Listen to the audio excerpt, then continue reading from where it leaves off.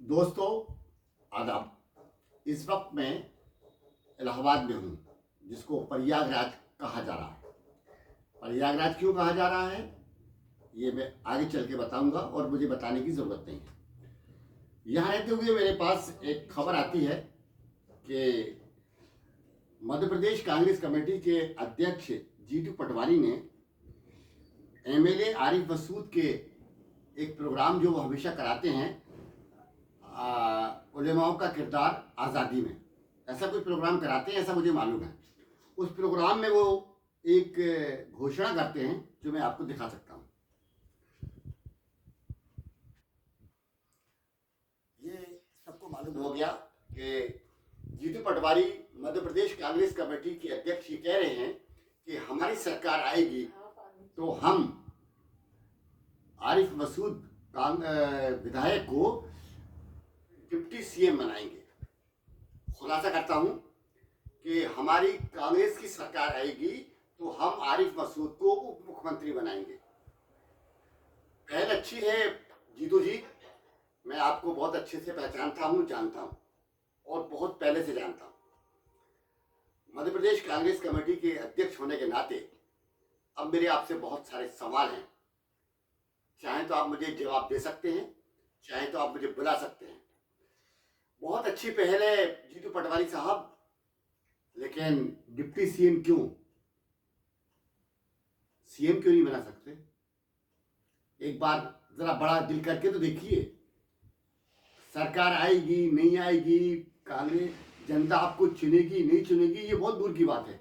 एक बार खाली घोषणा करके देखिए कि हम किसी मुसलमान को मुख्यमंत्री मध्य प्रदेश का बनाएंगे।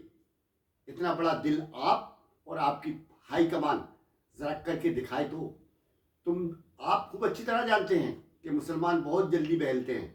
एक खजूर के खाने में, सर पे टोपी लगाने से, कंधे पे हाथ रखने से मुसलमान 70 साल तक आपके फरेब में आ चुका है, आता रहा है। और जहाँ जहाँ भी ये सेकुलर नाम की पुड़ियाँ हैं, उससे मुसलमान बहलता रहा है।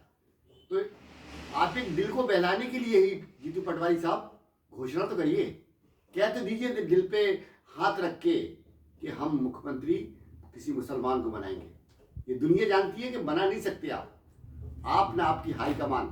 आपकी नज़र में मुसलमान एक वोट बैंक था, वोट बैंक है, वोट बैंक रहेगा। फिर सवाल ये आता है कि जीतू पटवारी साहब जरा ये तो बताइए कि अगर कांग्रेस की सरकार आ गई तो मुख्यमंत्री आप बनेंगे या कमलनाथ बनेंगे? पहले इसका तो फैसला कर लीजिए। क्या कमलनाथ आपको बनने देंगे? क्या जयवर्धन सिंह आपको मुख्यमंत्री बनने देंगे?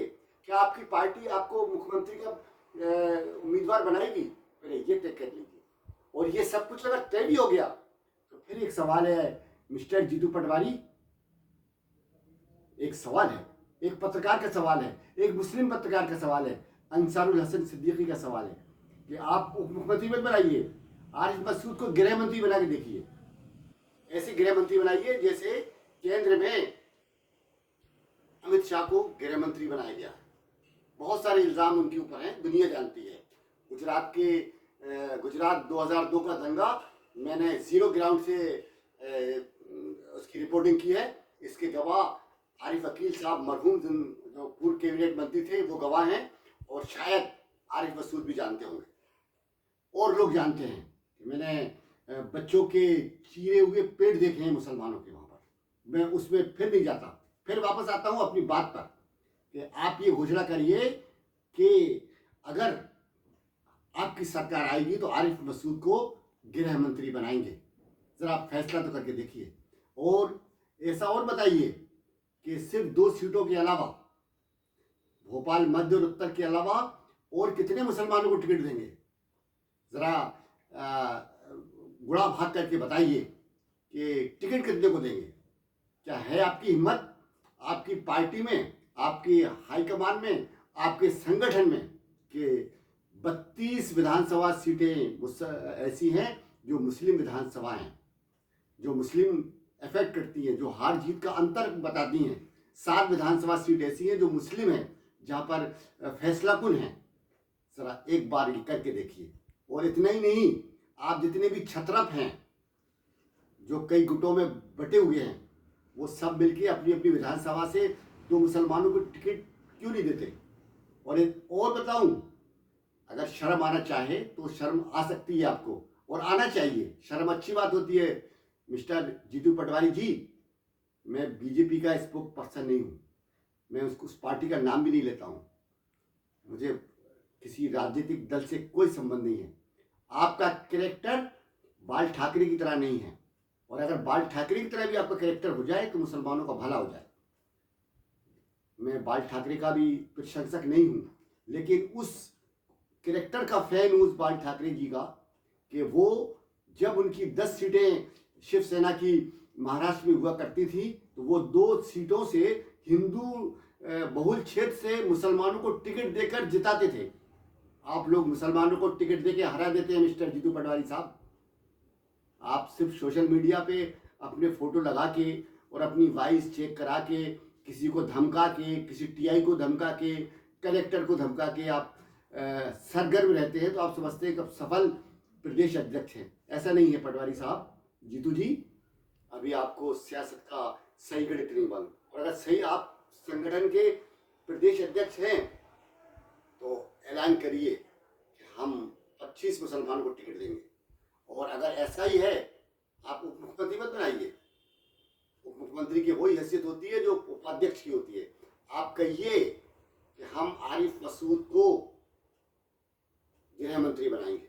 मैं आरिफ मसूद के उप मुख्यमंत्री बनने के खिलाफ नहीं हूँ। मैं एक ऐसा पत्रकार हूँ कि अपनी कौम से जुड़ा हुआ हूँ, और अपनी कौम से जुड़ने के किसी अपने कौम के खिलाफ कभी नहीं जाता, चाहे कितने ही मेरा मुखालिफ हो।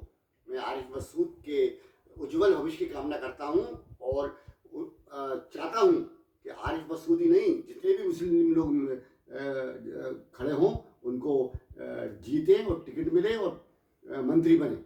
लेकिन आप ऐसा करके घोषणा तो करके देखिए। आपका दिल इतना भी बड़ा नहीं है कि आप हमारे लिए घोषणा भी कर सकें, क्योंकि आपकी आइडियोलॉजी इस वक्त जिस रास्ते पे जा रही है वो आपसे बेहतर कोई नहीं जानता। मेरे ये सवाल हैं, मैं आपके जवाब की प्रतीक्षा करूंगा। इलाहाबाद से खदीजा जुनैद के साथ अंसारुल हसन सिद्दीकी, प्रयागराज, इलाहाबाद, उत्तर प्रदेश।